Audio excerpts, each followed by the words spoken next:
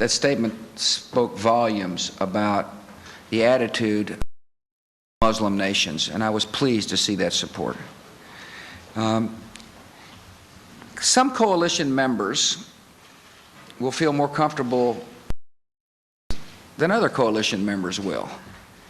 And my attitude is, and the attitude of my administration is, we'll accept any help that a government is comfortable in giving. Should I try to force governments to do something that they can't do? Any help is better than no help. And so I am so appreciative of the help we're getting in the Middle East. Somebody asked me the other day, was I pleased with the actions of Saudi Arabia? I am. In terms of missile defense, I can't wait to visit with my friend Vladimir Putin in Shanghai to reiterate once again that the Cold War is over. It's done with. And that there are new threats that we face.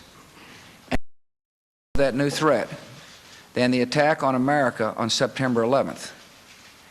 And I'm going to ask my friend to envision a world in which a nation might have the ability to deliver a weapon of mass destruction via rocket. And wouldn't it be in our nation's advantage to be able to shoot it down? At the very least, it should be in our nation's advantage to determine whether we can shoot it down. And we're restricted from doing that because of an ABM treaty that was signed during a totally different era. The case is more strong today than it was on September the 10th.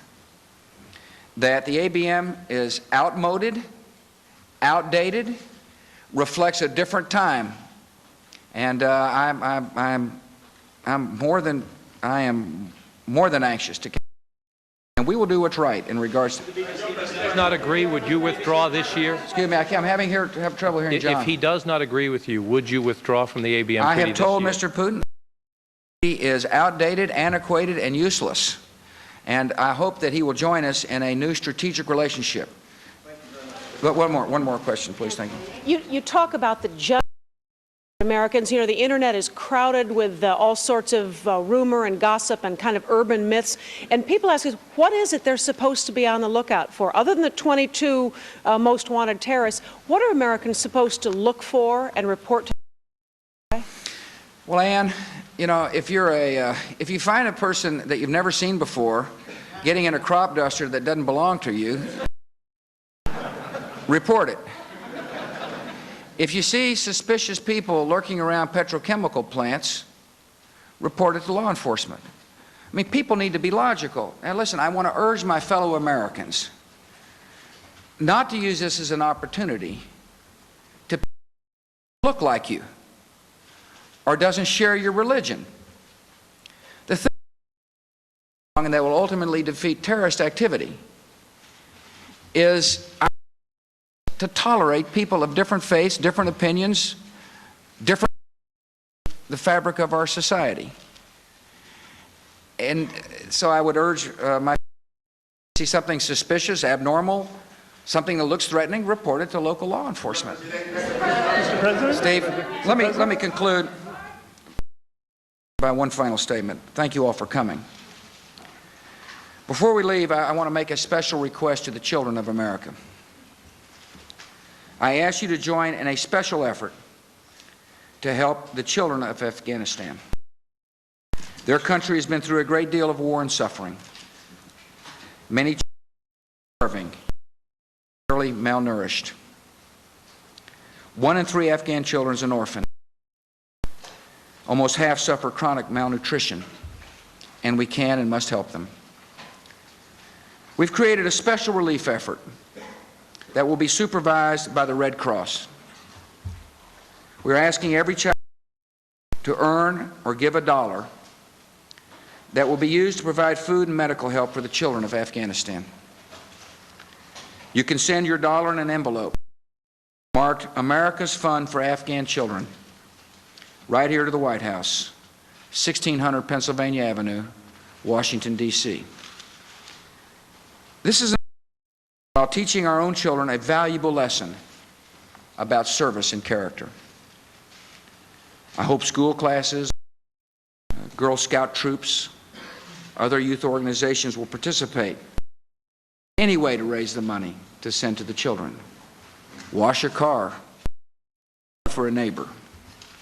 And I hope the adults will help them as well. Ultimately, one of the best weapons, one of the truest weapons, is to show the world the true strength of character and kindness of the American people. Americans are united in this fight against terrorism. We're also united in our concern for the innocent people of Afghanistan. Winter is coming, and by acting today, we can help the children survive. Thank you for your questions. May God bless America. President George W. Bush, his first primetime news conference lasting almost 45 minutes, and concluding with a humanitarian statement appealing to the children of this country to send $1 to help when in fact are the starving children of Afghanistan.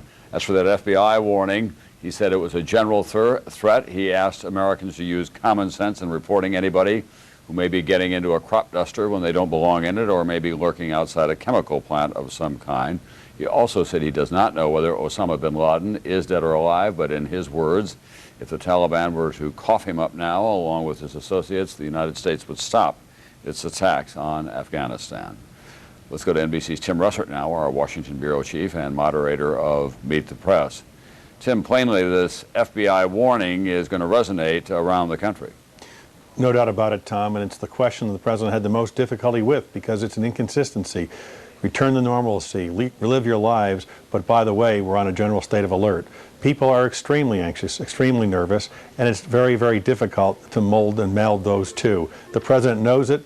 He gave the best answer you could possibly can. The fact is our lives have changed forever after September 11th. I do think, however, the real news came at 8:33 p.m. when the president said to the Taliban, here's your chance, a second chance. If you cough up Osama bin Laden and al-Qaeda, we will consider what we're doing to your country. It'd be quite interesting to see how that ripples through the country of Afghanistan tonight, tomorrow, the next day. Will it build any internal pressure to try to turn these folks over to the United States? And Tim, when he talked about the Middle East, he again raised the possibility of a Palestinian state if it could be assured that Israel would live in peace. Two important things there, Tom. Talking about a Palestinian state, using those words, opening the possibility of a meeting with Yasser Arafat if he thought it would be helpful, and a very stern warning to Saddam Hussein, calling him an evil man and laying the predicate for action against Saddam Hussein by saying, let our inspectors in or you may have to deal with us. All right, thank you very much. NBC's Tim Russert. I want to remind you, of course, that we'll have continuing coverage throughout the evening on this NBC station as events warrant, and continuous coverage on MSNBC and MSNBC.com. Don't forget to start your morning tomorrow morning on Today, as they'll have complete coverage of the president's news conference tonight, but especially that FBI warning that went out late this afternoon, the president describing it as a general threat. Apparently there was quite a debate within the administration about whether to put that out. I'm Tom Brokaw, NBC News in New York. I'll see you tomorrow night on NBC Nightly News, if not before.